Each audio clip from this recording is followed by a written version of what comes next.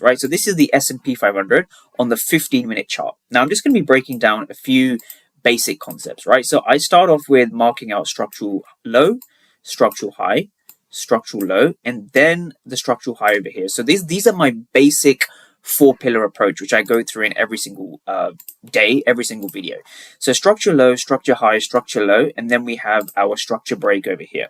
So this is our current market structure, right? We understand we're dealing between this low and this high. And so anything you see in between, right? So all these lows, all these highs, all these lows, all these highs, these are all internal to the overall dealing range.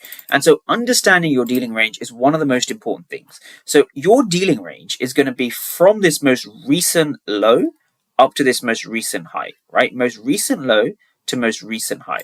Now, once you understand that, you can then begin to find your key levels. And so one question I get is, how do you find a higher time frame bias and how do you ensure you're on the right side of the market?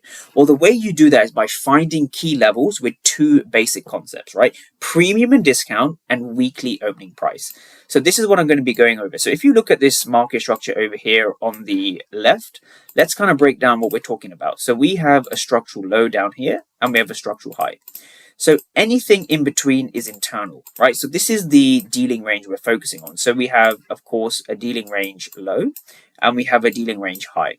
And so what we're looking to do is we want to use the fib correctly. Now, the way to use the fib correctly is to simplify your approach. So you have a structural dealing range low and you have a dealing range high.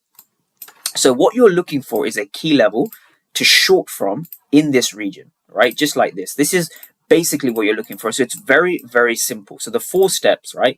Step 1 is you're looking for market structure, right? Step 2 is you want to identify your dealing range, right? This low to this high, right? That's step 2. Step 3, are you in premium or discount? So we're in premium. So this is going to be step 3. And step 4 is identifying the key level. So this is how I find my key levels. So if we go to the charts over here, what you're looking for is a 15-minute